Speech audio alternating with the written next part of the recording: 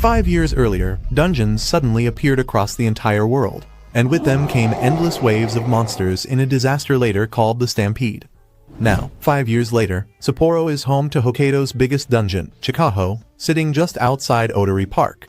The place is packed with people, and in the crowd, an adventurer accidentally crashes into Karaboshi Haruki, a 27-year-old rookie adventurer.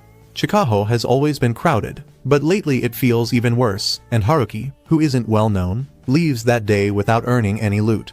After the chaos that followed the dungeon outbreak, Japan's government created the adventurer profession, allowing qualified people to enter dungeons and fight monsters at the risk of their lives. Haruki knows he has to push himself harder, especially when he sees on his phone that some people use their adventuring background to get better jobs.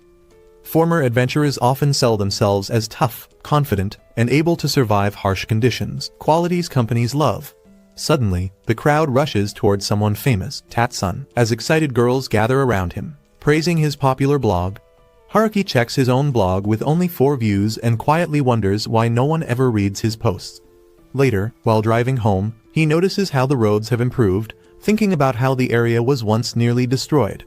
Tired, he opens his garage door and is shocked to find a staircase leading deep underground. He stares at the hole in shock, first thinking it might be a sinkhole, until he realizes it is actually a dungeon entrance. He can't understand how or why a dungeon appeared inside his garage, and his thoughts stop when he notices his snowplow machine completely wrecked in the corner. That machine cost him 3,000 yen, money he earned through hard work, and before buying it, he used to shovel snow by hand every single morning. As winter approaches, he wonders sadly if he will have to go back to that exhausting routine. While kneeling on the floor, mourning his broken snowplow, he notices a strange screen nearby and picks it up out of curiosity. There is a button on it, and when he presses it, a blinding light explodes from the screen and slams into his body. Panic fills his mind as he fears something foreign has entered him and desperately wants it out. Suddenly, a floating screen appears, showing his name, age, and skill points, and he realizes it is a skill board. Moments later, loud engine sounds echo outside as army vehicles arrive, alerted by Karaboshi's report. The soldiers talk among themselves, confirming this is the house where a dungeon formed in the garage, and ask to speak to the landlord. Haruki greets them, but they ignore him and continue discussing their next steps, saying they should contact the landlord.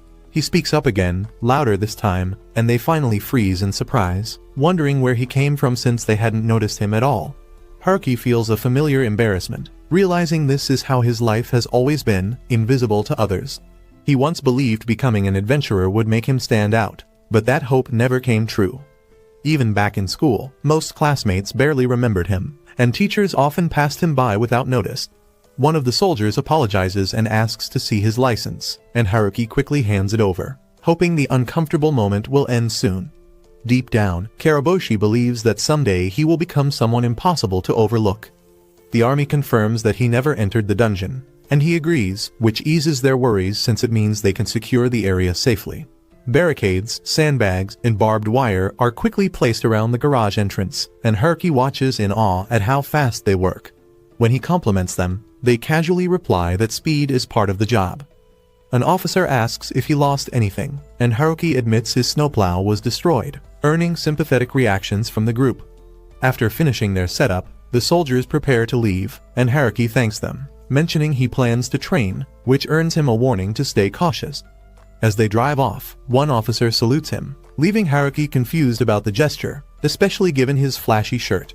Once they are gone, he straightens up with determination, steps into the dungeon, places a hand on his chest, and summons the screen again, realizing it only appears inside, where magic items can be gained from chests or defeated monsters.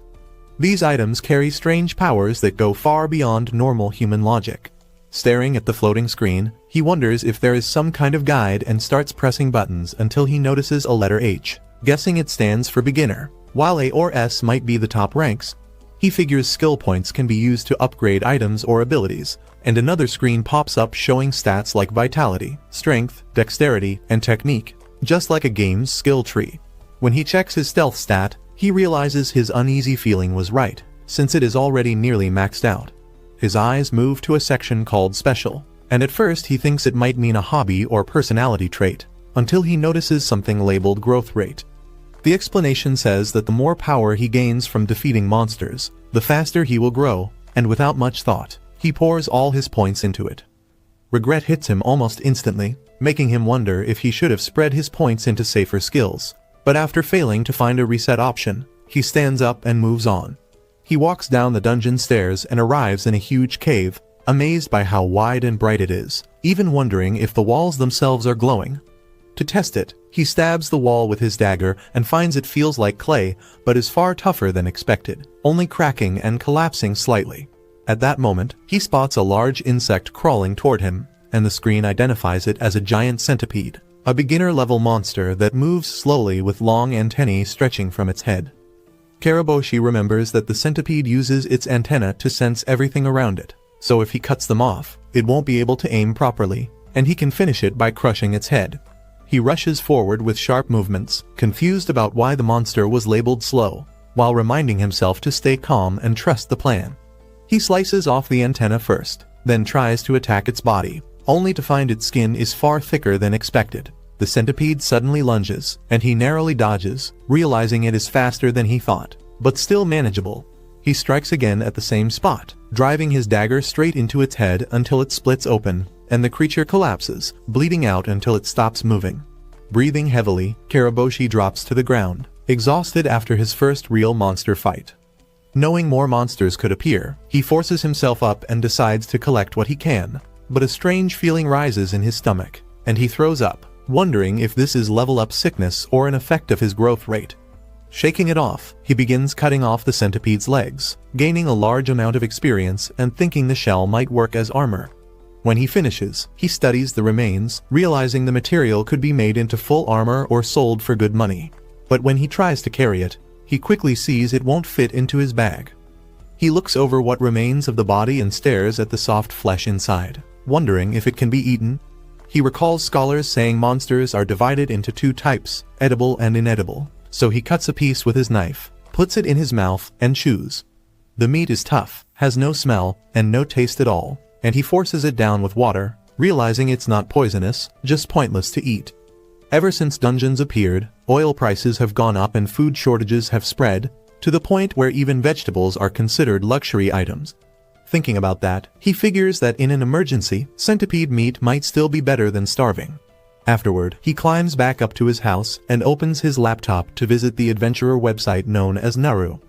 While browsing, he learns that just visiting the site improves survival rates for beginners like him. The site has a wiki with monster data, attack patterns, and harvesting tips, along with message boards and daily updated blogs. Since having a dungeon appear at home is rare, he decides to post about it on his own blog, convinced this will finally make him popular. An hour passes with almost no change, and he starts doubting whether the internet can really make him famous, especially with over 1 million users ignoring his posts. He even wonders if his view counter is broken, because he doesn't think his writing is worse than the top blogs, yet no one notices it, just as he sees that Bacon-san has already updated his blog again. On Noru, adventurers who reach the top in both views and influence are known as rankers, and gaining that title comes with big benefits like free gear from companies and money earned through collaboration deals. One famous ranker is Bacon-san, a well-loved figure who spends his free time teaching beginners and is known by nicknames such as Muscle, Old Man, and Naked. He prefers to explore dungeons at his own relaxed pace, caring more about having fun than being efficient, yet his strength and skill are unquestionably real. On the complete opposite side is Masatsugu-san, a ranker who is extremely serious, calm, and precise, earning titles like the Strategist, the Hero, and the Unwavering Ranker. He holds the record for diving the deepest into Japan's toughest dungeon, Shinjuku Station. Shiger-san is the only woman among the top 10 rankers, having trained at a dojo since she was young and never losing a single fight. Everyone feels incredible, everyone seems impressive and cool, yet he feels like the only one who isn't, and he can't help but wonder why. Pushing those thoughts aside, he tells himself there's no time to feel depressed, because his garage has become a dungeon, and he now owns magical tools that will surely make him stronger. Determined to overcome his inner doubts, he returns to the dungeon and begins killing centipedes with the skill of a seasoned adventurer. Having already defeated more than 100, a small sense of guilt lingers, as it almost feels like he's bullying them, and he has grown used to the uncomfortable feeling that comes with leveling up. As he continues deeper, he carefully maps the dungeon, though he hasn't even finished charting the first floor yet. When several centipedes appear at once, he moves forward calmly, killing them one by one with smooth, fast motions, cleanly cutting off their heads, showing how much faster and more efficient he has become. Just the day before, he could barely fight one monster and ended up gasping for air. Now, it feels like he's moving with a completely different body, and it's all thanks to his growth rate. Back in Chicago, there was intense competition everywhere, but here, in only a few days by himself, he has already defeated more than 200 monsters. Even though his growth is happening at an unbelievable pace, it still doesn't feel fully real to him. His base strength feels almost maxed out, and he realizes there's no longer a need to train the basics. This makes him wonder if it's time to switch to a new weapon. When he checks his screen, he sees that there's no boss monster on this floor, and even though his skill points haven't gone up yet, he knows they will sooner or later. He decides to head down to the second floor. The terrain feels nearly identical, and he remembers hearing that dungeon layouts don't change much until the 10th floor. The deeper someone goes, the harder the dungeon becomes, and only around 10% of adventurers ever make it to the 10th floor, known as the middle levels. Because adventurers usually work alone, information about higher floors is often purposely hidden online to limit competition. The site also explains that dungeon floors grow exponentially larger the deeper one descends. As he walks through the second floor, wondering what kinds of monsters might be waiting further below, he suddenly hears a cracking sound. Without warning, plant-like creatures burst from the ground, shaped like onions with roots and leaves. Curious, he picks one up, but the moment it splits open, tears instantly fill his eyes. The onions are unbelievably fresh, and he can't stop crying. Deciding that this is enough for today, he heads back home with the onions in hand. There are plenty of them, and in times like these, vegetables grown from monsters could easily be taken over and controlled, at least in Otama. He ends up harvesting far too many onions with his dagger, pushing it until the blade finally snaps. Letting out a tired sigh, he decides he will stop by the weapon shop tomorrow. Around the same time, a young girl behind a counter sighs as well, saying she's bored while wondering if she can meet today's sales quota, as she works as a cashier at a weapon shop. Meanwhile, Karaboshi is enjoying the almost heavenly taste of eggs at Kitora-san's house, finding them far better than centipede meat. Kitora-san smiles warmly as he watches him eat, while 3 crates filled with onions sit stacked inside the house. Looking at them, Kitora-san hesitates and asks if it's really okay to receive so many fresh onions, but Haruki quickly insists he accept them as thanks for always helping him, reminding him that neighbors should support each other. As Kitora-san examines the onions, old memories resurface, reminding him of picking onions like these long ago with his wife before she was killed by a monster. Just touching them brings back the painful memory of how she walked ahead of him in the dungeon and was suddenly attacked, and how deeply he still misses her. Sensing the sudden silence, Haruki stops eating and quietly listens, then stands up to leave and apologizes for causing trouble. Kitora-san reassures him that it's fine, thanks him for stopping by, and asks if he plans to go adventuring again. Sitting in his car, Haruki answers that he does, but before that, there's one place he needs to visit, and soon after, he arrives at the guild and begins placing centipede hard shells on the counter. The girl behind it stares in confusion, wondering what these strange items are and where they came from, as he calmly asks her to appraise them. She stares at the huge pile in disbelief and asks how he managed to bring all of this in by himself. With a hint of pride, he tells her there are 200 pieces, and she repeats the number in shock before asking if they all belong to him. He calmly confirms that they do, and she asks him to wait while she finishes the appraisal. A short while later, she calls his name and explains that the count comes to 216 shells in total.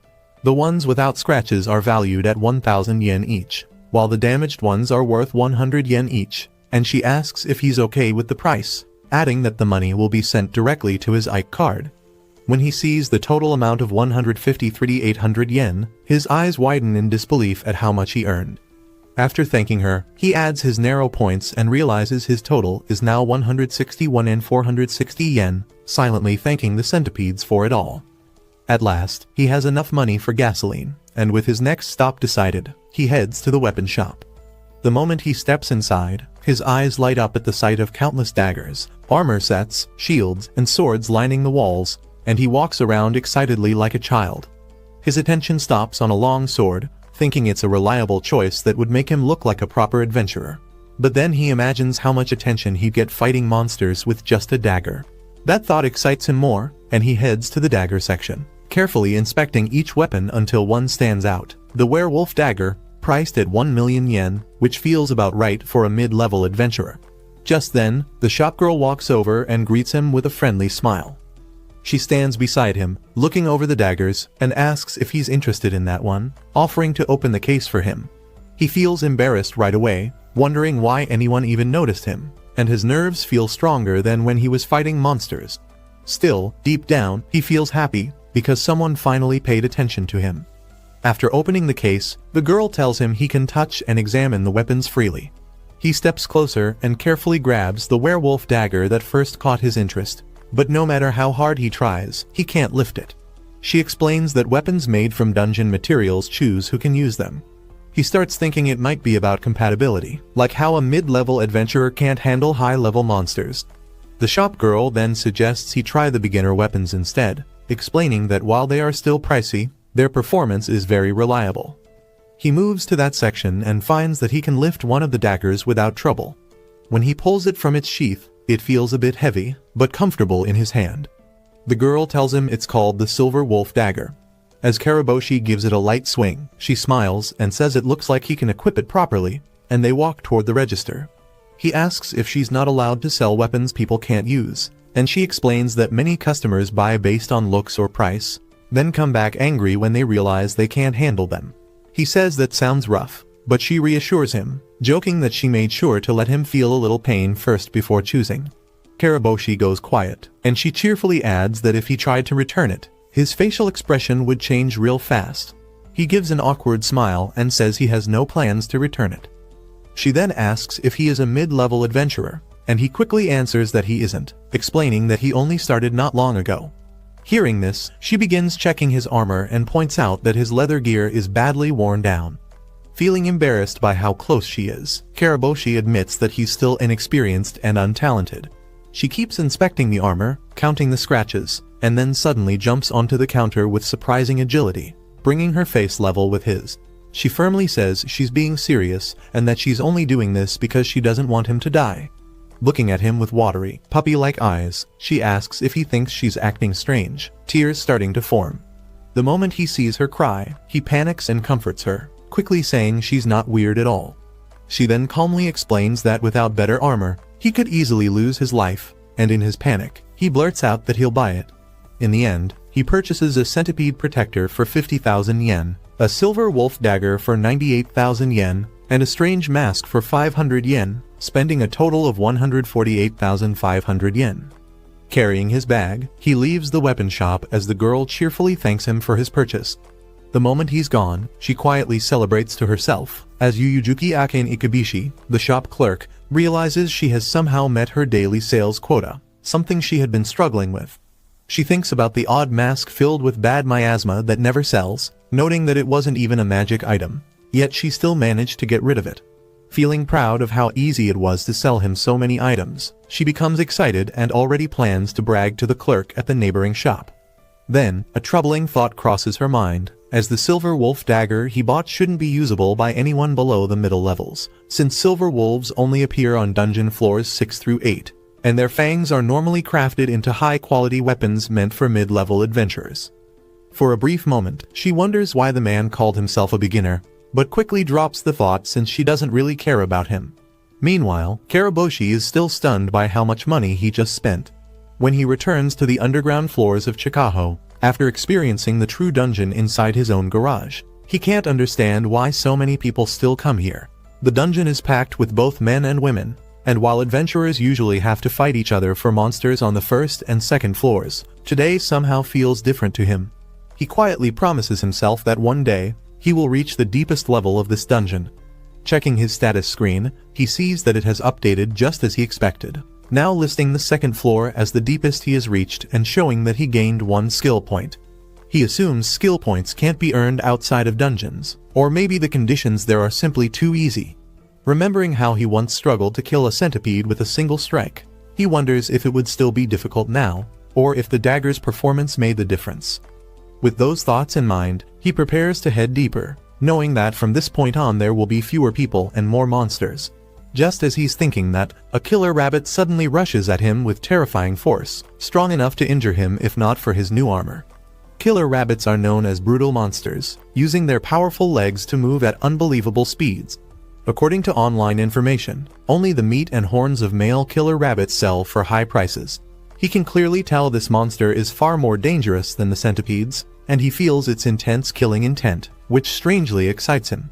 He slashes at it with his dagger, but the rabbit immediately attacks again, barely slowing down at all. He strikes the rabbit again, knocking it into the air as it rushes back at him at full speed with its claws out. But this time Karaboshi is fully prepared. He slices it while it's airborne and finishes it off once it hits the ground, killing it for good. Breathing hard, he collapses, stunned that he actually won the fight. Moments later, other adventurers arrive and look around in confusion, finding the rabbit already dead and wondering who defeated it. When Karaboshi admits it was him, they stare in shock, unable to believe someone acted faster than they did. As he tries to stand, his body starts shaking, and he realizes the rabbit's speed and killing intent scared him more than he noticed at first. Nearby, the adventurers whisper to each other, saying it should have been killed quicker, arguing about fault, and warning that a monster parade is coming. Confused by their words, Karaboshi watches them abandon the drop and run off in one direction, while he chooses to sprint the opposite way. At the same time, deep inside the Chikaho dungeon, a girl stands around uncertainly when a few adventurers call out to her, asking if she is Karen-chan. Startled, she politely confirms, and the three men exchange confused looks, saying they found her through Naru's recruitment forum and expected something completely different. Karen bows and says she looks forward to working with them today, and they return the greeting, introducing themselves as Lars, Shikama, and Haria. Without hesitation, Shikama asks her age, and she calmly answers that she is 18. Haria comments that Karen only just reached the minimum age to join, making Lars frown as he says he doesn't like how young she is and worries she might not be dependable. He jokes that even so, it's still better than being stuck alone with the newbie Shikama, and Haria adds that at least it's not a naked Shikama running around with just a blade. Karen doesn't find the joke funny and instead focuses on checking her equipment. Shikama then says they should move out, suggesting that since Karen is new, she shouldn't overdo it and should simply follow their lead. With determination, she agrees confidently, and Shikama reassures her that it won't be too hard since they usually operate below the 9th floor and can reach it quickly. However, as they travel through the dungeon floors, Karen starts struggling to keep pace, and Shikama ends up supporting her to help her move forward. Haria points out that she looks completely exhausted, and Lars says he's not surprised, since she's a beginner after all. Karen begins doubting herself, as just fighting monsters on that floor makes her feel level up sickness, causing her to question whether she can really continue. When Shikama tries to help her sit down and tells her to rest for a moment, she refuses and insists she's fine now and wants to keep going.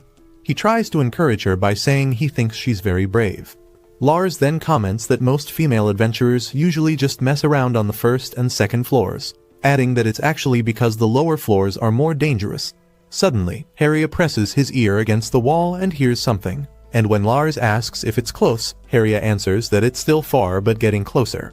Sensing something is wrong, Karen asks what they plan to do, but as she sits on the ground trying to catch her breath, they simply reply that the answer is obvious, they're going to run. All of them suddenly broke into a run, leaving Karen confused and scared, unable to understand why they were fleeing or what was happening. As they ran, Shikama shouted that a monster parade was coming, explaining that it was a massive movement of monsters inside the dungeon. The reasons for it can differ, but according to what adventurers learn online, the correct response is to retreat immediately when one occurs. Karen tried to stand and follow them, but the noise behind her grew louder with every second, making it clear the parade was already closed. Countless monsters were charging toward them, and she could see the other three getting farther ahead, leaving her behind. Realizing she had no choice, she yelled for them to wait, but they only looked back briefly and shouted at her to hurry up, calling her a reckless newbie. The three started arguing as they ran, with Shikama insisting that he wouldn't be a real man if he abandoned her, while Lars and Haria angrily disagreed, saying that stopping would get them caught by the parade and killed. Still confused and terrified, Karen struggled to catch up, when suddenly, they all stopped at once. Shikama stepped forward and raised his shield, and seeing this, Karen felt a rush of relief, believing they were about to fight and protect her. Feeling grateful to be with experienced adventurers, she moved behind them, thinking it would be safer not to interfere. In the next instant, everything went wrong, as Shikama slammed his shield into her, shoving her straight toward the oncoming monsters. She hit the ground hard and couldn't move, and as she lay there, Shikama coldly apologized and told her she would serve as a decoy. Through her blurred vision, she watched the three of them turn and run, escaping deeper into the dungeon. She tried to call out and stop them, but it was already too late, as the monster parade reached her and the heavy footsteps of killer rabbits closed in. Tears streamed down her face as fear took over, and she screamed for someone to save her, not wanting to die.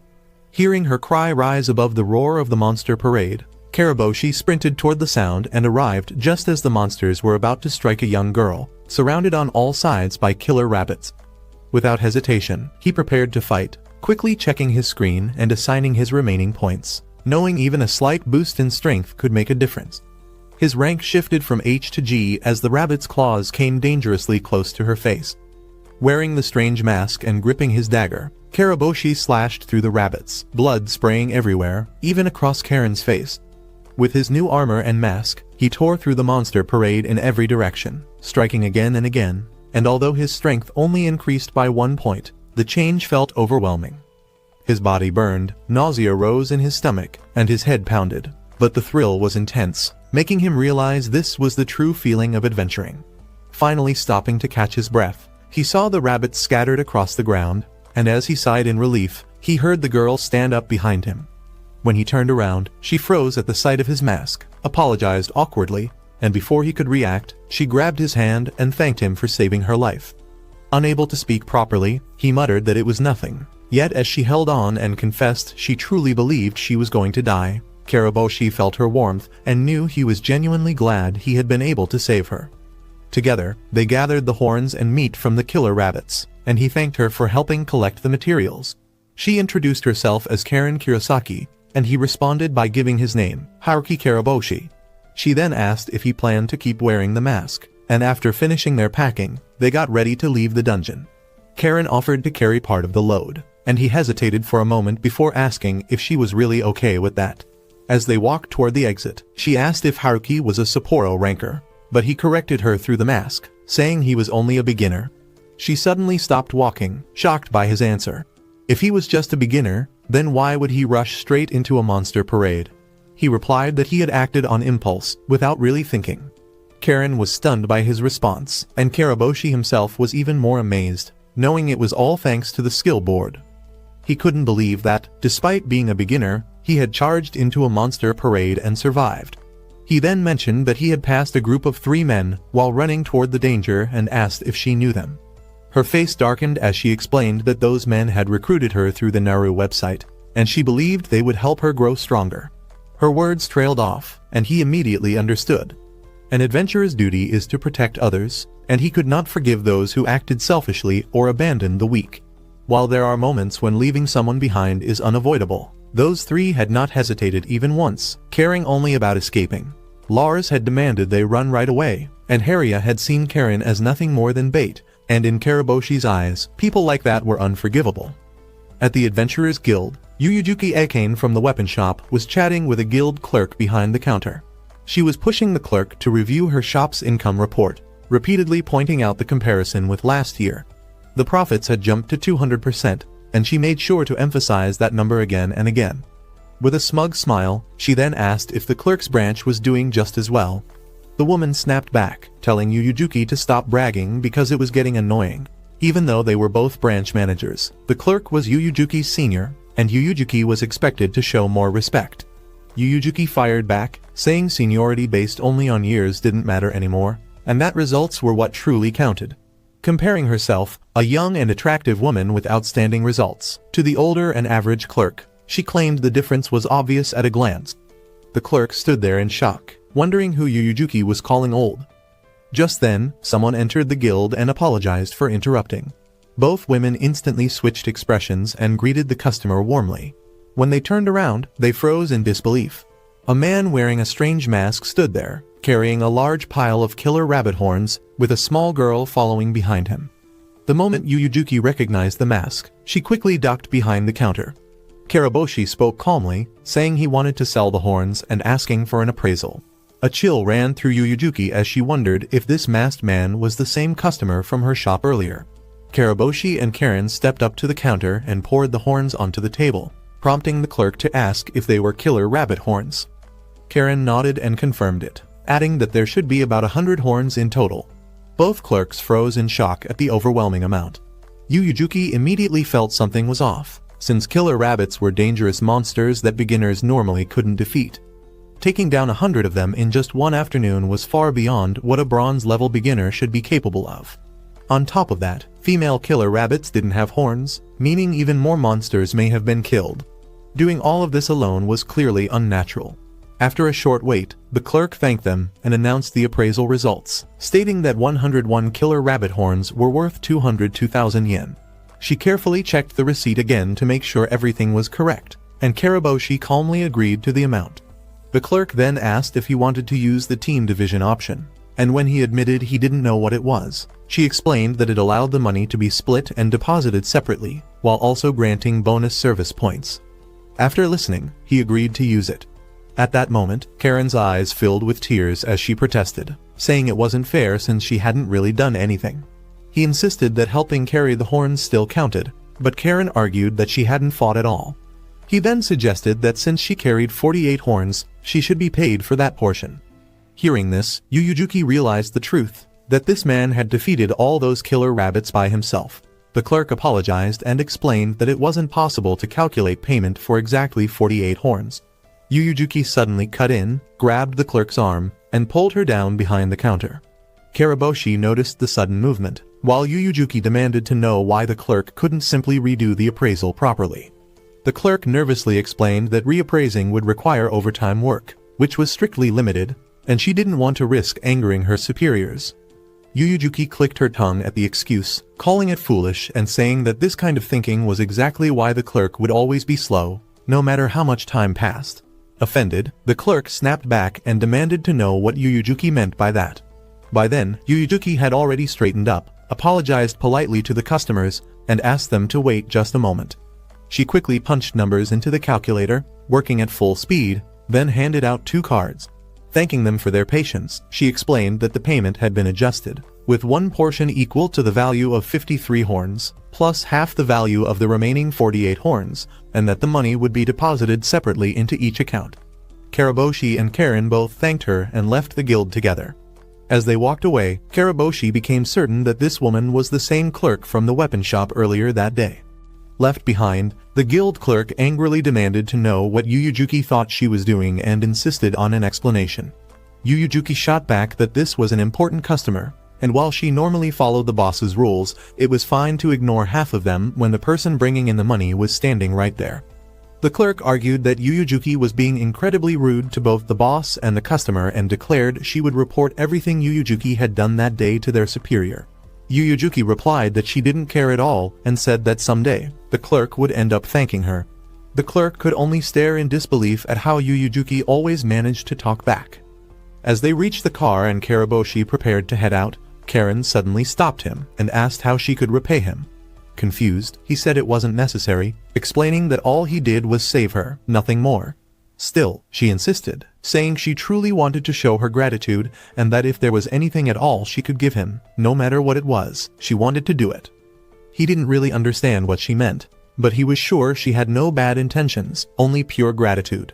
Even so, from a social standpoint, a 27-year-old man being involved with an 18-year-old girl could easily cause serious misunderstandings. Wanting to avoid any trouble, he quickly got into his car, told her not to worry about repaying him, and drove off in a hurry. When he reached his building and entered the hotel, the exhaustion hit him all at once, and he realized he probably wouldn't have been able to drive any farther if he had stayed longer. He dropped onto his bed and only then noticed that he had been wearing the mask the entire time. His mind drifted back to the moment he entered the hotel and passed the receptionist, realizing he must have scared them with the strange mask and the odd way he had been moving around. Yet while wearing it, he hadn't felt anxious at all, almost as if he were inside a dream. It felt like he had no presence, as thin as air, and yet he still clearly existed within other people's sight, making him suspect the mask might be some kind of godlike item. Later, at the rough-looking tavern, Karaboshi felt excited that he had finally reached the famous spot often mentioned on the Naru website. he lifted his mug and noted that even a medium drink cost 2,000 yen, but decided that today deserved to be treated as a special occasion. While he was lost in thought, another customer accidentally bumped into him while ordering, splashing Karaboshi's drink all over his face. The man didn't even notice, assuming he had hit a wall instead of a person. His friend started to explain that he had seen it happen, and had already warned him about some creepy guy wearing a strange mask, and the other agreed, saying he had noticed him too, clearly talking about the masked man with the dagger, and remarking that from head to toe, he looked exactly like a complete beginner. The first man agreed, saying the mask was ugly and outdated, and that he only wore something like that because he was a nobody. Karaboshi overheard them and felt shocked that people had actually noticed him, and were even talking about him. To him, that alone felt amazing. He suddenly stood up, lifted his mug high, and felt like he had gone from being invisible to truly existing. With new confidence, he ordered another beer.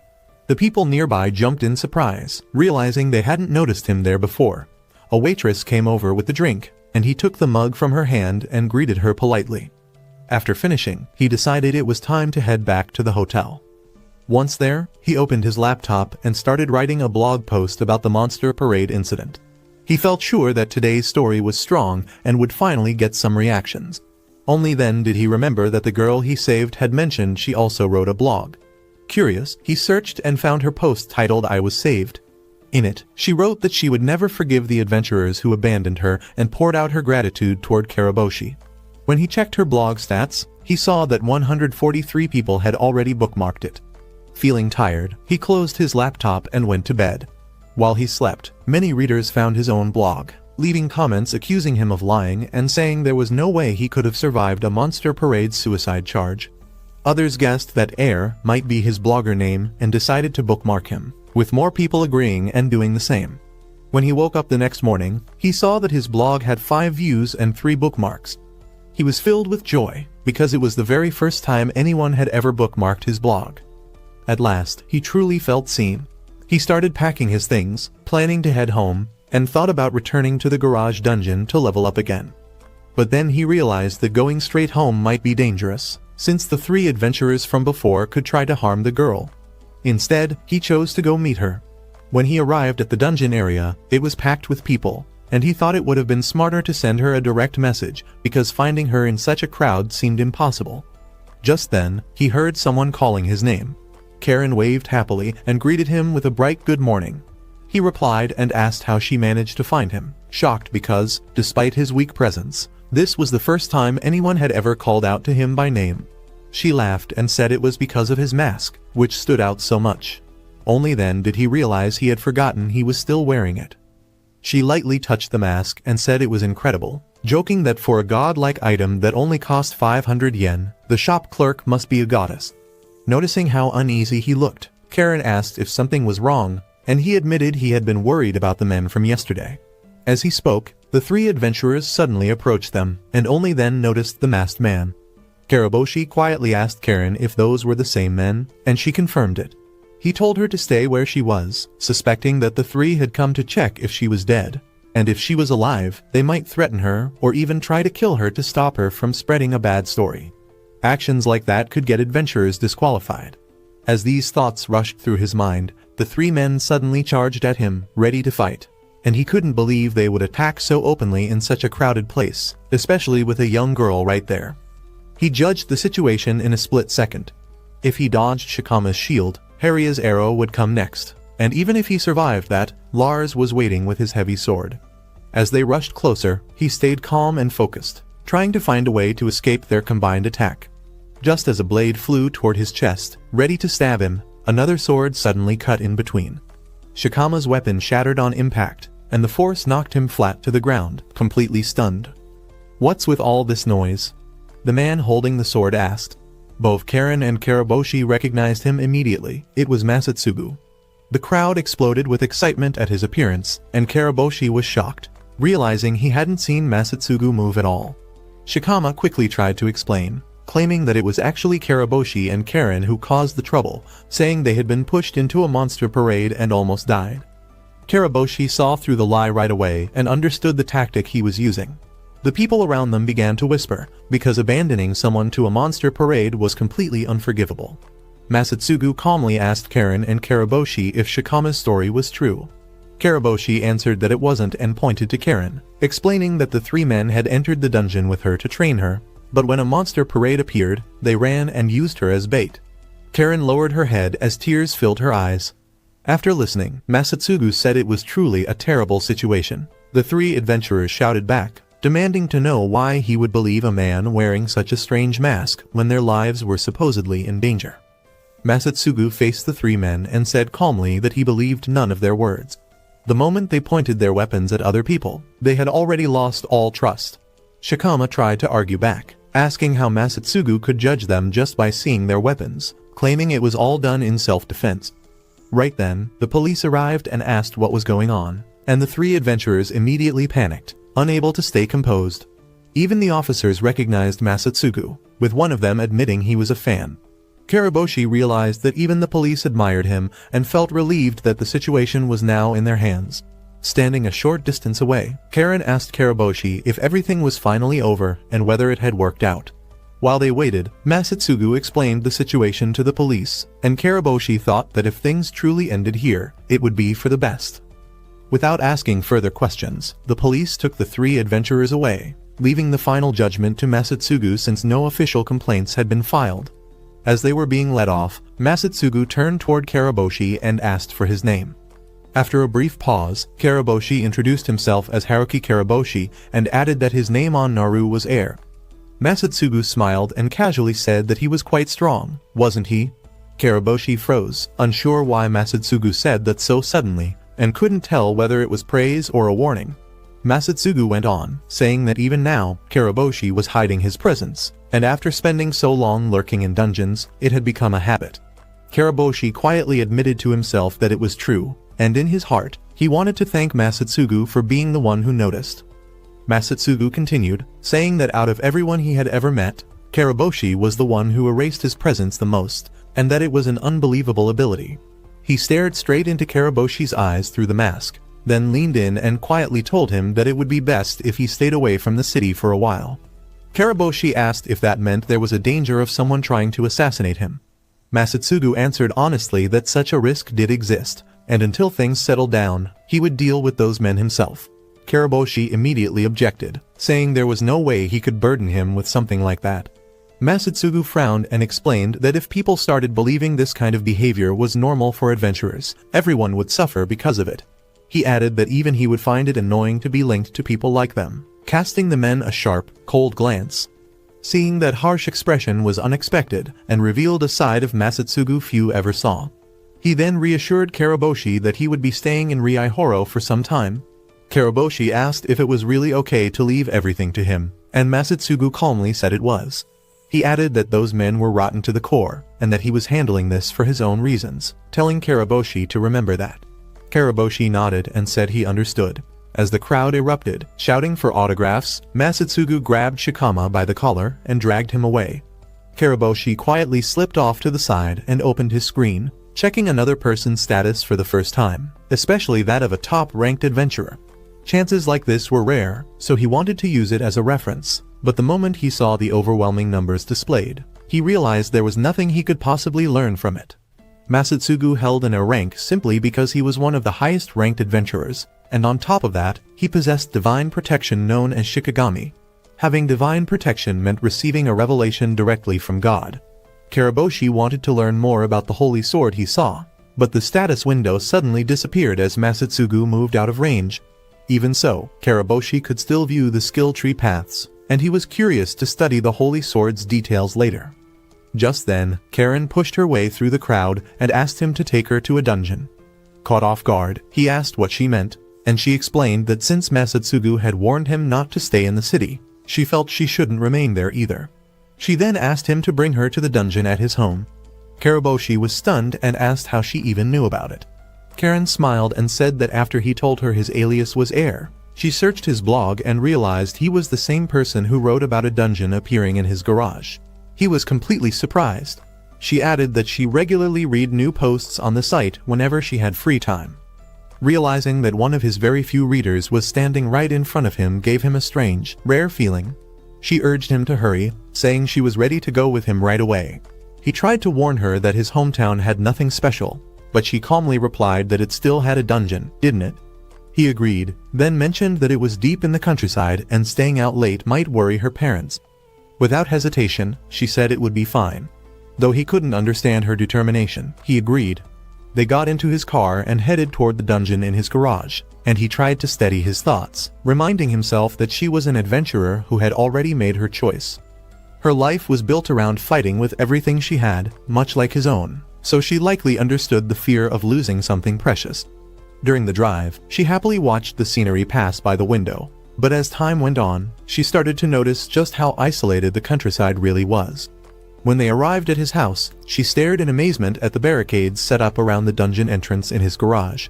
She confirmed that there truly was a dungeon inside and even commented that having one at home sounded convenient. He agreed, though his reply lacked enthusiasm. She then asked where the town's trading store was, and he explained that there wasn't one because the area was so remote. Shocked, she asked if there wasn't even a weapon shop, but he quickly stopped her, telling her not to look at him like that or ask any more questions, explaining that online shopping had wiped everything out. Even so, she stayed optimistic, believing that now a dungeon had appeared, the town would surely improve. He then asked if she was ready to go inside.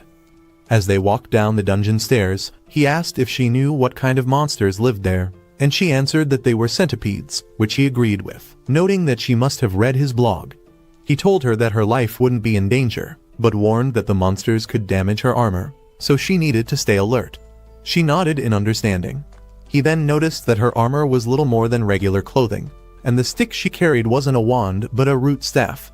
She wore leather boots, and root staffs, made from monster materials, were known to be unpopular in dungeons because they were hard to use, usually considered B-class beginner weapons. He couldn't understand why she chose such a weapon, which only made her choice more intriguing to him. He decided to ask her about it later if the chance came up. All of a sudden, a centipede monster crawled into view, and her heart started pounding with fear. She was clearly terrified. He calmly told her it was fine and explained that centipedes weren't very strong, but she shot back that her heart definitely didn't feel fine. Trying to support her, he said that since this was such a rare chance, she should try attacking it herself. She froze in place, staring at the centipede. Seeing this, he stepped forward, pressed his foot down on the monster to stop it from moving, and pointed out that its weak spot was the head. Panicking, she asked how he could stay so calm, and whether he wasn't disgusted at all. He answered honestly that he actually found them kind of cute, saying the way their legs moved and bodies wriggled made them adorable to him. She couldn't even bring herself to look and begged him to kill it quickly, saying she would get goosebumps just thinking about it. He warned her that the centipede's eyes were dangerous, and if she turned away in disgust, she could die. Then he asked her a hard question: was she a girl who feared gross things, or an adventurer who could face reality head-on? Those words struck deep. She tightened her grip on her staff, stepped forward, and smashed the centipede's head. The very next second, she started vomiting. He remarked that level-up sickness was truly awful. While he collected the centipede's hard shell, she asked how long he had been an adventurer. He answered that he had only started that year, which shocked her, since she had also begun in the same year. He confirmed it was true, and when she asked if he had been into martial arts before, he replied that he hadn't, explaining that back in school, he only did track and field and nothing else.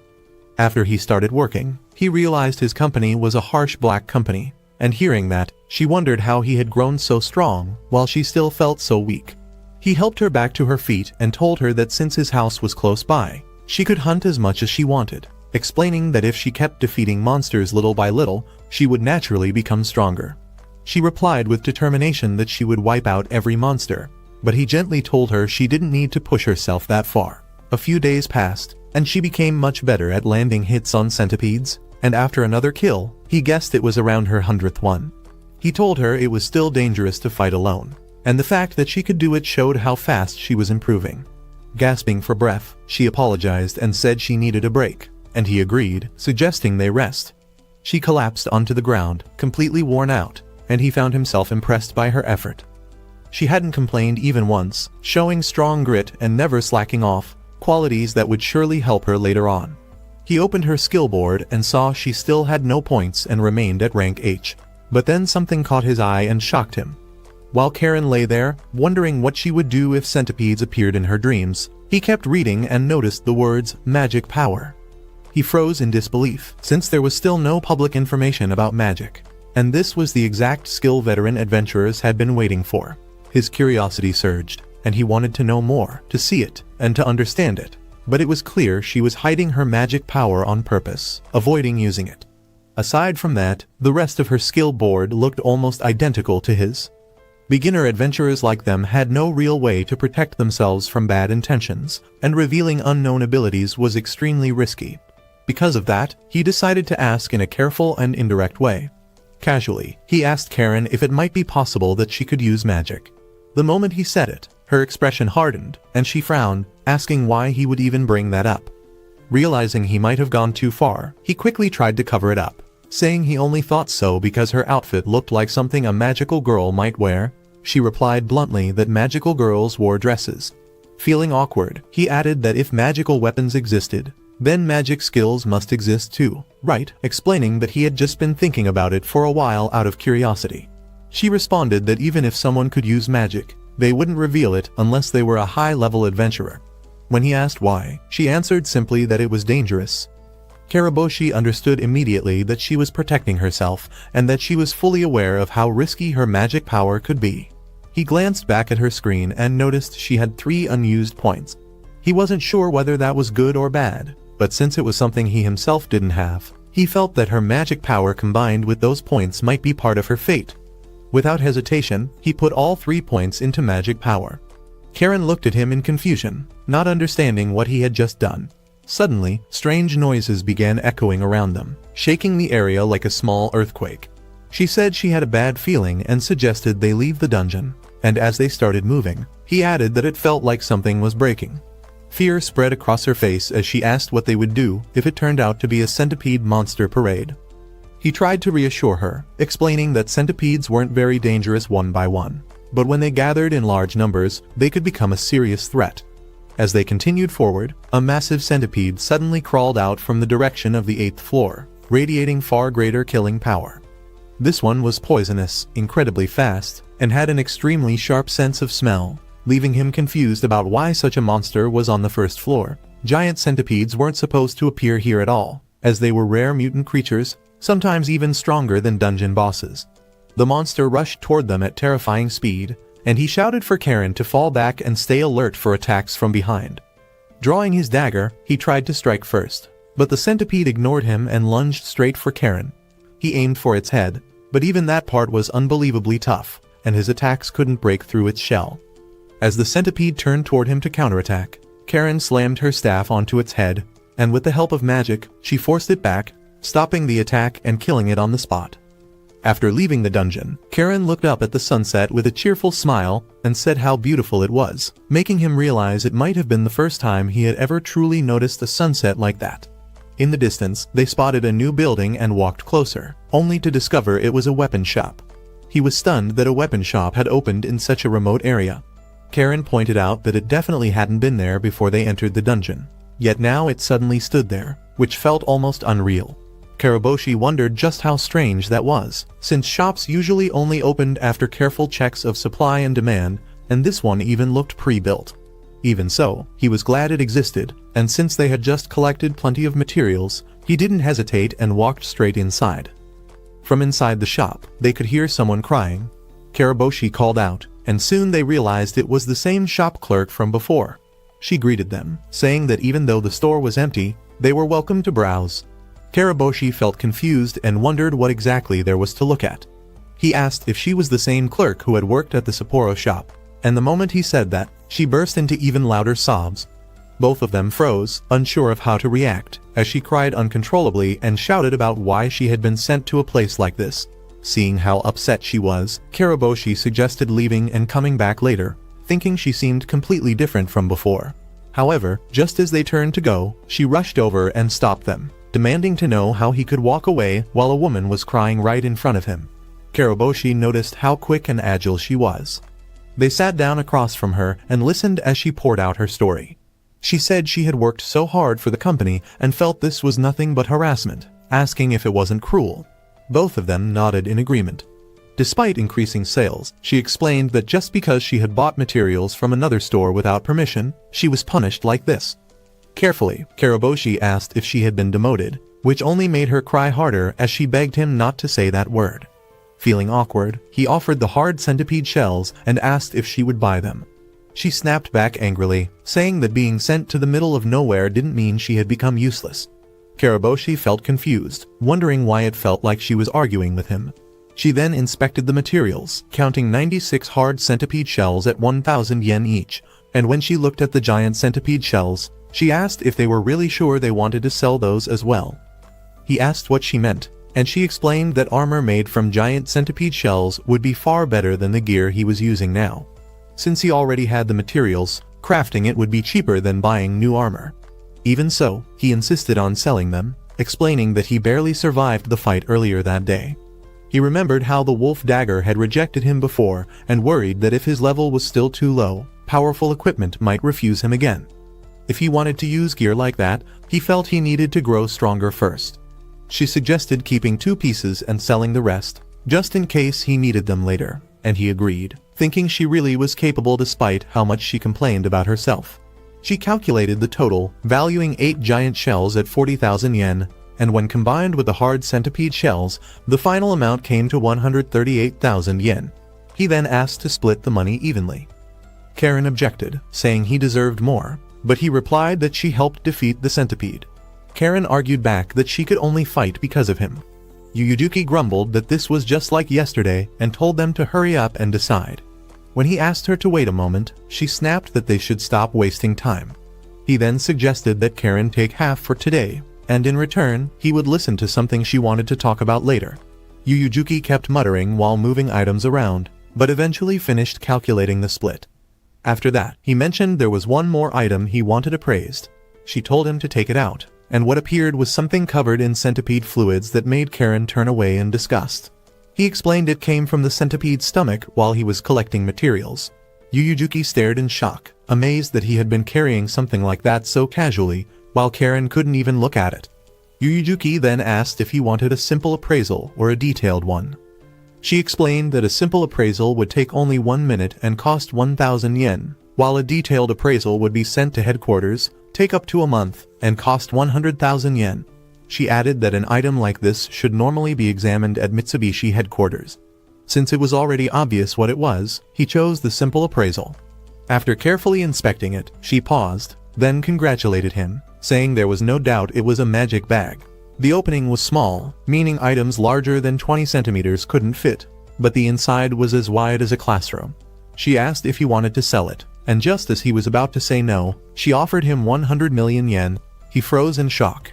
She explained that transportation costs were insanely high these days, which made magic bags extremely valuable. Even so, he decided to keep it. When they returned to his house, Karen couldn't stop staring, amazed at how nice it was, and he invited her inside. She was impressed by everything, especially his computer, and he explained that his electricity was free thanks to solar panels. She said she was jealous, since most homes had strict electricity limits, and he agreed, mentioning how expensive things had become. He offered her a seat and poured them both some water. She looked at the glass with shining eyes and drank it all at once, seeming completely fascinated by it. When he asked if it tasted good, she smiled and said it was delicious, and he told her it came from a well. She then remembered that he had wanted to ask her something, and he nodded, asking if she used magic. She apologized for hiding it, and he replied that it made sense, since it could be dangerous if others found out. She agreed, and he added that adventurers should be free to enjoy themselves without being restricted. She stared at him and asked if he even had a brain.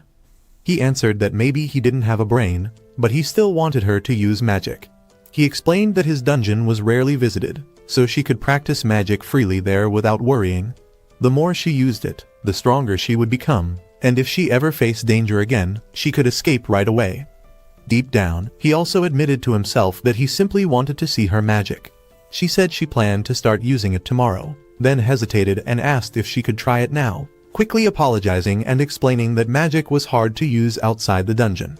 He asked when she first noticed she could use magic, and she said she wasn't really sure, only that while walking through the dungeon, she felt like she could use it, especially when holding her staff.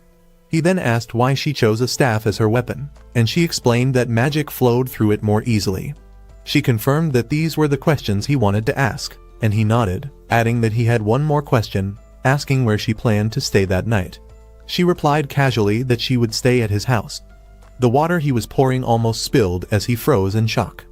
Meanwhile, Masatsugu was updating his blog titled "Cross the Dungeon with All Your Strength, Floor 132. As comments poured in, he began replying to his readers, many of whom asked whether he had defeated the floor boss and what the outcome was. He replied that he had beaten it and obtained some kind of rod, though its true nature was still under investigation. He then asked his followers if anyone knew the identity of the man in Sapporo. The replies said they had never seen him before, wondering if he might be the same person who survived the monster parade. They asked what made him so special and why Masatsugu was interested in him. Masatsugu answered that the man had sharp eyes and an exceptional ability to erase his presence. He felt that the man Masatsugu mentioned might be interesting, and the fans were shocked by that comment. It was rare for Masatsugu to call anyone interesting, so it made people wonder what kind of person that man really was. Back at Karaboshi's house, he carefully asked Karen again, thinking he might have misunderstood her. He asked where she said she was staying for the night, and she replied that she thought he had a spare room. He admitted that he did, and she happily announced that she would stay there. He was strongly against the idea. Karen tried to calm him down, saying it was fine and joking that she wouldn't even be surprised if his room was full of masks.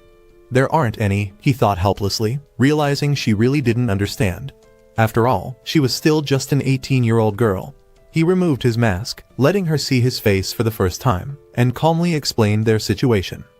She replied that this was his house, right, but he corrected her, saying that was only partly true. The dungeon entrance was right in front of it, and if another stampede happened, this house would be hit first. He was the only adventurer in the town, and if something happened to him, there would be no one to protect it. She pointed out that he was living alone anyway, and he agreed, but explained that adventurers must always stay alert. Their role is to protect others, and if there were two of them, one could watch the dungeon while the other stayed safe and ready in case of trouble. Treating it like part of the job, he suggested that she stay at the town hotel instead. She said she understood.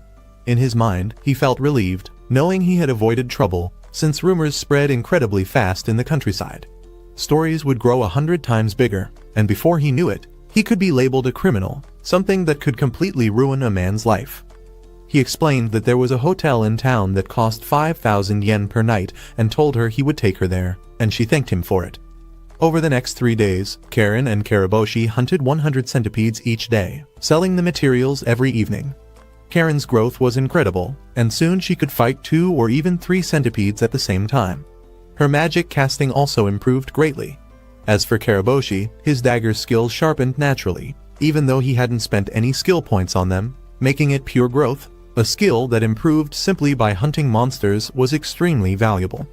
After Karen defeated another centipede, Karaboshi counted it as her 100th kill for the day, but she said she wasn't finished and could keep going.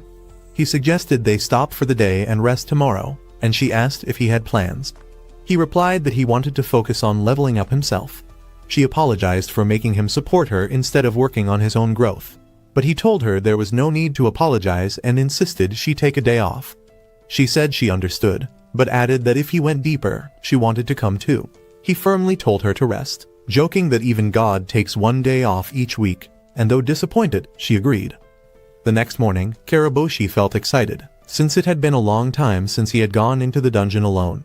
He didn't want his own growth to slow down, and he knew rest was also part of an adventurer's job, helping the body prepare for emergencies.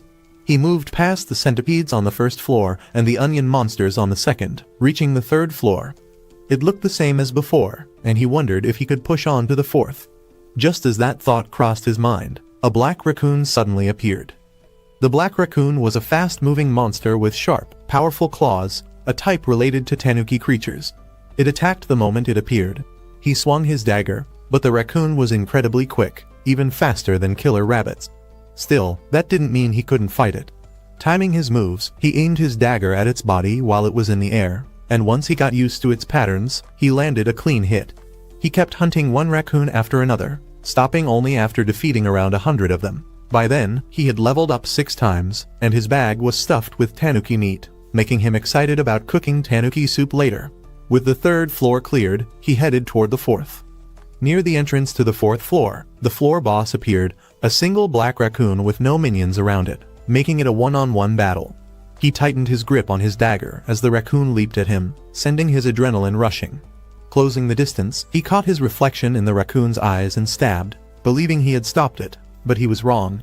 Its claws scraped against his armor, yet instead of fear, he felt excitement. Using his agility, he repositioned himself and drove his dagger straight into its head, defeating the boss. He placed his foot on the fallen body, feeling satisfied, when the dungeon suddenly began to glow. He remembered reading that this light appeared when a boss was defeated for the first time, and that a special item would drop. When he looked again, the raccoon's body had vanished, swallowed by the ground, leaving only his dagger stuck in the floor. Nearby, he spotted a raccoon claw and a strange metallic object that looked like iron, likely a boss drop, possibly real iron. Deciding to appraise it later, he moved on, and when he checked his screen, he noticed that his skill points hadn't changed. Feeling confused, he reread the rules and learned that entering a new lower floor for the first time grants 1 skill point, while defeating rare monsters also gives 1 point.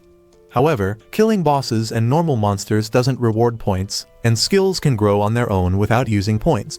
As he kept reading, he noticed a new skill called Imitation had appeared on his skill board. This ability allowed him to copy the movements of enemies and was a combat skill that formed naturally. He was happy about it, but chose not to spend any points on it yet. Moving deeper into the 4th floor, he admired the scenery, filled with dark green shades mixed with lighter patches. He started thinking about what CMYK color ratios could create that shade and how hard it would be to make printing plates for it, before stopping himself and realizing it was just an old habit from his days working at a printing company. An occupational habit, he thought to himself. As he went on, he spotted a flower he recognized, but it suddenly grew quickly, opened its mouth, and launched something at him, a potato. His eyes widened in excitement. Onions, potatoes, and meat filled his thoughts, making him believe this dungeon was perfect. If he conquered it, he could eat rice and curry whenever he wanted. The flower fired nearly 40 potatoes before shrinking back down. Looking ahead, he saw many more of the same flowers and wondered if the 4th floor boss might be a giant potato. That thought was proven wrong when a 3-headed flower appeared, each head firing potatoes at once. He took cover behind a rock, figuring that even a boss couldn't have endless ammo, though seeing potatoes smash apart still felt like a waste. Without waiting any longer, he rushed forward and sliced the stem with his dagger, causing the boss to collapse. After collecting a huge pile of potatoes, he headed to the shop, where Yuyujuki was busy building furniture when he walked in. He asked if the shop was open, and she replied that it was closed. He said that was unfortunate and mentioned he would just head to Sapporo instead. Hearing that, she quickly told him to wait, saying that wasn't acceptable at all. He shot back that she should have treated customers properly from the start. He then laid out the black raccoon claws, meat, and iron on the counter. She stared at the pile and commented that he had killed an incredible number of monsters, and he casually replied that it was only about 100.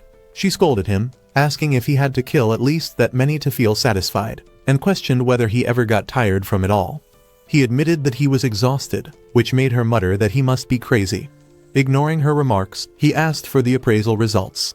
She picked up the boss's claw and the iron, explaining that the claw was simply a large claw good for making sword materials, but it wasn't something he could personally use and could be sold for 5,000 yen. As for the iron, she confirmed his guess, saying it was magic iron, often mixed with stronger materials and used for parts like fittings, and that the same material was already used in his dagger. It was valued at 100,000 yen per kilogram. When he showed her the potato-shaped items, she said they were just stones. Confused, he asked what they were used for, but she repeated that they were nothing more than rocks. He insisted they were boss drops, so she examined them again and explained that while they were hard and shaped like potatoes, their value was 0.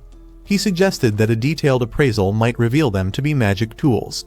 In response, she pulled out a jar and said it was an extremely rare magic item. His eyes lit up as he asked what it did, and she explained that anything placed inside would multiply endlessly, sometimes producing hundreds of kilograms. If gold were put in, it would create an infinite stream of gold. But because he had already used the jar to store stones, it now only kept producing stones, turning it into nothing more than a container that endlessly created trash. He felt crushed by the realization. At the same time, in her hotel room, Karen wondered what Karaboshi was doing. was he pushing deeper into the dungeon on his own. Back at the shop, the magic jar continued spitting out stones non-stop, and as Yuyujuki watched the pile grow bigger and bigger, her frustration exploded. She snapped at him, saying she understood he was shocked, but he should at least act properly. Was he planning to fill the entire place with garbage? He stood there, still trying to accept that he had misused such an incredible magic item. Then, almost as an afterthought, he quietly asked how much the jar would have been worth if he had sold it instead. Yuyujuki answered instantly. As a super rare item, it would have sold for around 1 trillion yen. 1 trillion. Hearing that number shattered him even further. This time, the shock truly hit deep. Seeing his devastated expression, Yuyujuki tried to comfort him, saying that mistakes like this happen sometimes and that if he kept going, he might find something similar again someday.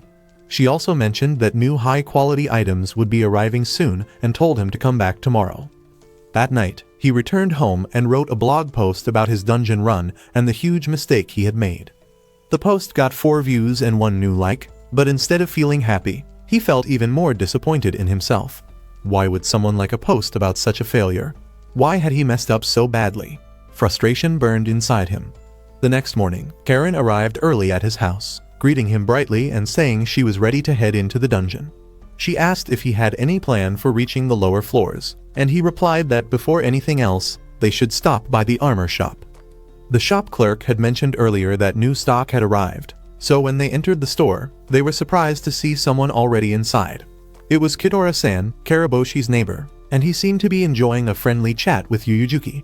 Noticing the customers, Yuyujuki quickly apologized and asked him to leave for now, saying she had work to do. Kitora-san smiled warmly, said he understood, and told her to call him if anything came up. He left the shop still grinning. Once he was gone, Yuyujuki noticed Karen and asked why she was alone, wondering where Karaboshi was.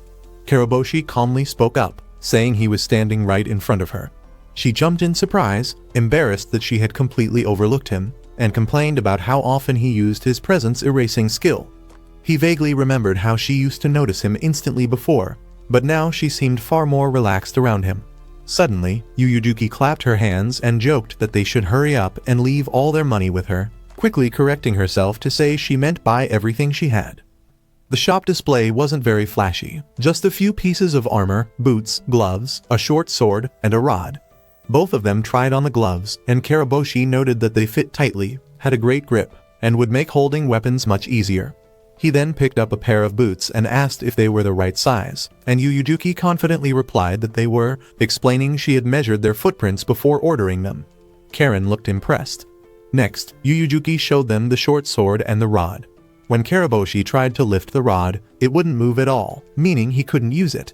Yuyujuki looked slightly surprised, considering it was a dungeon drop, and when he asked if it was a powerful weapon, she admitted that even with her appraisal skills, the rod's true details were still unknown. So he asked if the item had basically been dumped there just to be sold. Yuyujuki explained that this shop was treated more like a storage warehouse than a real store. Karen tried on the boots and gloves and smiled, saying they fit perfectly, and Yuyujuki nodded proudly, saying of course they did. Karaboshi then asked Karen if she could lift the rod, and Yuyujuki smirked, asking if they would buy it if she could. He replied that it would depend on the price. Karen grabbed the rod and lifted it with ease, causing all 3 of them to freeze in shock. Karaboshi felt a small sting of jealousy, realizing she could equip a high-level weapon so easily. When he asked the price, Yuyujuki casually said 1 million yen, and the moment he heard that, he told Karen to put the rod down immediately. Yuyujuki protested, reminding him that he had said he would buy it if Karen could use it. He then demanded the real base price, warning that if she wasn't honest, they would take their business to Sapporo instead. Panicking, she begged them not to leave and reluctantly admitted the base price was 10,000 yen. He offered to buy it for 20,000 yen, but she argued that it was a drop from Chikaho's 20th floor and should be worth at least 50,000 yen. They went back and forth until Karaboshi suggested 30,000 yen, Yuyujuki countered with 40,000 yen, and they finally agreed on 35,000 yen. After that, Karaboshi picked up another dagger and noticed the blade wasn't sharp at all, asking if it even cut or if it was just junk. Yuyujuki calmly replied that it was a cursed dagger, and when he questioned how a dull blade could be cursed, she explained that although it wasn't sharp now, it grew sharper the more monsters it killed, making it a weapon that became stronger with use. He was stunned by how incredible the dagger was and couldn't understand why such a powerful item was sitting in a place like this. She answered bluntly that no one ever bought daggers, because most adventurers didn't even see them as proper weapons. She asked him straight out whether he was going to buy it or not. He hesitated, and the moment she noticed, her attitude instantly changed back to her sweet sales tone as she urged him to take it. When he asked the price and heard it was 1 million yen, he immediately turned around to leave. She rushed to stop him, begging him not to go and quickly offering a discount. After some back and forth, they finally agreed on 300,000 yen. Karaboshi then asked if he could place a custom order as well. She said the shop had a basic ordering system and asked what he wanted. He requested a dismantling knife and medicine for adventurers. She asked about the knife's rank, and he replied that he trusted her judgment. She wrote everything down and casually added that if he ever needed anything else, he could tell her anytime. The wording confused him a bit, but he agreed anyway. Later, Karen and Karaboshi entered the dungeon together. On the 3rd floor, Karen asked if he had defeated the boss the day before, making him realize she must have read his blog. She then quietly asked if she had been a burden. He immediately denied it. She said she just wanted to become stronger as fast as possible, and he understood that feeling very well, the sense of being unnecessary, invisible, like air. He had felt the same way once. With that in mind, he declared that today they would hunt everything so she could grow stronger. Karen's face lit up with excitement. They fought black raccoons side by side using their new weapons, with Karaboshi taking the front and Karen attacking from behind using magic. Hunting alone was good, but fighting together felt completely different. When all the monsters were defeated, both of them were completely exhausted, and Karaboshi collapsed onto the ground. Karen warned him not to push himself until he dropped like that again. He apologized right away, then praised her, saying she had clearly become much stronger. She answered that the rod carried magic far better than her old weapon, but once again warned him to think about how reckless he had been. He promised her he would be more careful next time. As they continued forward, the ground suddenly shook. For a moment, he thought it was an earthquake, but the shaking stopped quickly. Karen guessed that things on the surface were probably fine. He suggested going back to hunting, but she snapped at him, asking if he hadn't reflected on a single thing she had just said. Later, they carried the day's loot to the shop and unloaded piles of black raccoon claws in front of Yuyujuki. She stared at the ridiculous amount in disbelief and irritation. 352 intact claws, he said calmly, while Karen happily pulled out even more from the magic bag. Yuyujuki was shocked, wondering just how much the bag could hold, but her mood only worsened as the pile grew. Karaboshi casually wondered out loud if, in 3 or 4 more days, he might earn back all the money he had spent there. Yuyujuki snapped, asking if they had some kind of personal grudge against her. He then mentioned the earlier tremor, but she said she hadn't felt anything at all. He explained that it had happened suddenly, without any warning. That same day, while Kidora-san, Karaboshi, and Karen enjoyed their meal together, completely unaware, dungeon stampedes were breaking out all across Japan. Early the next morning at 5 o'clock, Karaboshi heard strange sounds coming from the dungeon. He got out of bed, put on his armor, and grabbed his dagger before heading inside. As he prepared to descend, the noises grew louder and more chaotic, filling him with a bad feeling. Sensing danger, he called the city police station and reported that something very strange was happening inside the dungeon outside his house, urgently asking the authorities to come at once. The person on the other end said they understood and immediately contacted the defense forces, first confirming his identity. Haruki told them his name, Karaboshi Haruki, and that he was an adventurer. The caller advised him to follow all instructions given by the defense forces once they arrived. Haruki agreed and ended the call. Right after that, he dialed the hotel, apologizing for calling so early, but explaining that he needed to speak with a guest staying there. They connected him to Karen, who was still fast asleep in her bed. Startled by the ringing phone, she answered groggily, saying her name with her eyes still closed. The moment she heard Haruki's voice, her eyes snapped open. He told her to hurry, explaining that a stampede was happening and that she needed to get ready and come to his place immediately. Though clearly half asleep and shocked, she said she understood. As he hung up, he wondered if she would really be okay. Haruki stood near the barricades in front of his garage while checking the website, and just as he expected, access numbers had skyrocketed. Suddenly, Yuyujuki called out to him from the darkness, asking why he was awake so early and confirming that it was really Haruki. He asked her in return why she was up, wondering if she was already preparing the shop.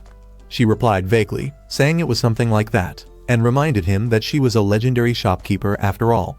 That was why she was checking purchase records early in the morning, and she was confident the medicines had arrived today. Haruki confirmed that they had, and immediately asked her to sell all of them to him. She thought it sounded good for business, but asked if something serious had happened to make him need so much. He answered honestly that it was probably because a stampede was occurring. Hearing that, Yuyujuki declared that she was getting out of there right now, but Haruki quickly stopped her. She protested, saying she wanted to leave because she didn't want to get caught up in any trouble. He calmly replied that trouble was exactly what this was, and reminded her that she was also an adventurer. Even if she tried to run away, they would eventually call her back to help. She argued that her residence papers hadn't been updated yet, so she thought she would be fine even if she didn't show up. Then added that she had never actually said she was an adventurer. He explained that he figured it out from the way she moved and the strength she showed. Even if she planned to leave, he said she could at least sell him the supplies first.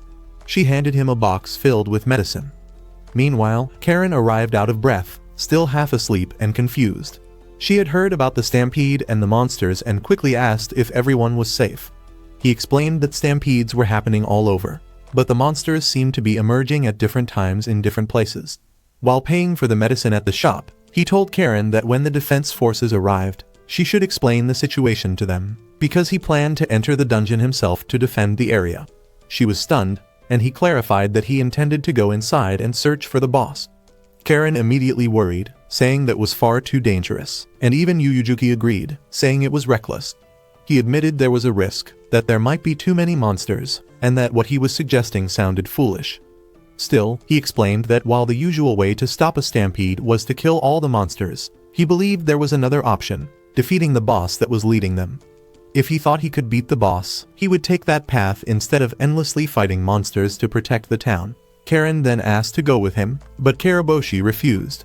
When she demanded to know why, he answered honestly that she would only slow him down. He took off his mask and explained that his presence was unbelievably faint, allowing him to slip past monsters without being noticed. If Karen went with him, however, the monsters would sense her right away. She said she understood, but firmly warned him that he was not allowed to do something reckless like last time. Haruki agreed and promised he wouldn't. With that, he turned and headed into the dungeon. Yuyujuki noticed that he seemed to be humming as he left, and Karen agreed, thinking maybe he was. Outside, everything had fallen into chaos. Monsters were tearing through buildings and damaging the town as they pushed forward, while adventurers struggled to drive them back. Masatsugu stood at the front, giving orders and telling everyone to hold their formation and not let the monsters break through. He knew the defense force itself wasn't very strong, but there were many adventurers present, so he believed they could hold on somehow. When a group of monsters attacked ordinary women, Masatsugu stepped in, protected them, and told them to escape in the opposite direction because it was too dangerous there. In the middle of the chaos, he received a call from Bacon, who asked if things were under control and where Masatsugu was. Masatsugu replied that he was in Hokkaido.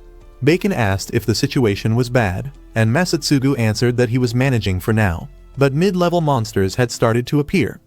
"That sounds serious," Bacon said. Monsters were everywhere, and the entire area was in turmoil. Masatsugu asked where the other rankers were, and Bacon explained that most of the ones he could contact were already there helping, with only Shigeru away on an expedition. Bacon said he mainly wanted to know Masatsugu's location, but he was dealing with his own problems as well. Masatsugu told him he understood and promised to send 10 strong members to help. He reassured Bacon that the defense forces were almost there and told him to hold on until they arrived, and then the call ended. Masatsugu checked the blog again and felt there was still more he could do. Through the posts, people were already calling for help from the defense forces. Many ordinary citizens were commenting, saying the situation couldn't get any worse, joking that noodle factories might be destroyed. Another person complained about how anyone could worry about udon at a time like this, when lives were in danger. Masatsugu added a comment saying he was currently in Hokkaido. He explained that the situation there was stable for now, but warned everyone to stay alert, since there were enough people available for subjugation. His message drew even more replies. Someone said they would send support to Shinjuku, and Masatsugu asked everyone to lend their strength, even if it was only a little. After that, he set his device aside, ready to fight, and encouraged everyone to keep pushing forward to protect Japan. Meanwhile, Karaboshi finished gearing up and prepared to enter the dungeon. It felt like he was heading out on a midnight expedition. He checked his skill board and noticed he still had 2 points left, deciding to keep one as a backup and think carefully about where to place the other. Monsters began rushing toward him all at once, black raccoons, onion creatures, and centipedes flooding the area. Still, the situation wasn't too bad, since most of them hadn't noticed him at all. The only monsters that reacted were the silver wolves, likely because of their sharp sense of smell. He wondered if he could defeat them from a distance. Reaching into his bag, he pulled out the potato-like stones and started throwing them. He realized he could actually handle this, feeling glad that the potato stones were finally useful. Now able to focus on the silver wolves, he kept pelting them with stones, while the smaller monsters were held back by the defense line. He continued throwing stone after stone, until suddenly, something unexpected happened. He suddenly felt something strange spreading through his body, and when he looked ahead, he saw it, the boss, a massive silver wolf. He quickly realized it was a werewolf, a rare species and a dangerous mid-level monster. Instinctively, he turned and ran the other way, knowing there was no way he could win a direct fight. But the werewolf noticed him and immediately gave chase. In a flash, the creature leapt through the air and struck him, sending him flying and crashing to the ground. He was stunned by how sudden and powerful the attack was, yet he didn't freeze. The werewolf charged again, and Karaboshi barely managed to get back on his feet and slash at it with his dagger. Still, the monster recovered instantly, standing tall and aggressive while Karaboshi lay on the ground, unsure of what to do. The situation was clearly turning bad. Outside, the army had arrived to help, digging in and setting up stronger barricades to protect civilians. Karen was fighting off monsters pouring out of the dungeon, guarding the soldiers as they worked. 5 minutes had passed since the stampede began, yet only small monsters were emerging, and not in large numbers. With so many people present, things felt strangely manageable. A stampede this intense shouldn't have been so limited. Only weak monsters were appearing, which made it seem like something else was happening, possibly because of Karaboshi. Kitora-san rushed out and called to Karen, telling her not to get any closer because monsters were everywhere. She replied that he worried too much and reminded him that she was an adventurer too, seeing how everyone was giving their all. Karen realized he was right. She had been leveling up inside the dungeon all this time and was no longer someone who couldn't do anything. She had grown stronger. Spotting a killer rabbit attacking a worker, she rushed in and struck it down, then noticed another centipede farther away, trying to slip past the barricade. She decided to take down the centipede using magic from a distance, but several of them slipped out of her sight and began attacking civilians. Kitora-san rushed in to protect the people as the monsters drew closer. Just in time, Yuyujuki stepped in and struck down the centipedes. She sharply told Karen not to lose focus and to fix the barricade immediately. Karen then noticed one of the soldiers was injured and moved to help, but the shop clerk stopped her, warning her not to touch an open wound with bare hands. Was she trying to cause an infection? Karen shot back that if Yuyujuki had been helping defend the barricade instead of interfering, no one would have been hurt in the first place. Yuyujuki ignored her words and said she had no idea what Karen was talking about. Karen snapped back, telling her not to play dumb, and questioned why someone so strong fought in such a careless way. Yuyujuki arrogantly replied that Karen should stop blaming others for her own weakness and added that if she had time to argue, she should be treating the injured instead. Karen demanded to know why Yuyujuki wasn't fighting alongside everyone else, and Yuyujuki answered that she was protecting her shop, saying moments like this made her hate having a store outside the dungeon. One of the soldiers stepped in, saying that the young woman had a point, but if Yuyujuki was so bothered by it, she should get stronger before the next stampede. He then ordered everyone to brace themselves and not let a single monster through. Karen clenched her fists, filled with determination. Meanwhile, deep inside the dungeon, Karaboshi lay on the ground, unsure of what to do next. If he spent a point on agility, it still wouldn't be enough to win this fight. But if he escaped, the monster would break free, and someone else would die because he ran away, something he absolutely couldn't accept. With that thought, he forced himself back to his feet, regaining his strength. He looks at the werewolf and feels like it is smiling. It looks almost joyful, like someone who is truly enjoying the fight against him. He raises his dagger and barely manages to block the creature's claws. Heavy defense is all he can do right now. Still, he forces himself to stay focused, one attack at a time. Slowly, he starts to read its movements, noticing how its balance shifts and how its weight transfers. He feels miserable. And yet, at the same time, it is thrilling. It is fun. It feels incredible. Bit by bit, small openings appear. He realizes the next move will be a kick. He has learned the werewolf's attack pattern, but it is still far too fast. And now, he knows the next strike will finish him. He puts on his mask and spends his remaining point on imitation. In the next instant, he leaps into the air and unleashes a flurry of dagger strikes. He lands on the werewolf's back and keeps stabbing without stopping until the monster crashes to the ground. The werewolf is defeated. His body, however, is badly wounded. He thinks to himself that it was exciting, but he has reached his limit. He collapses onto the floor.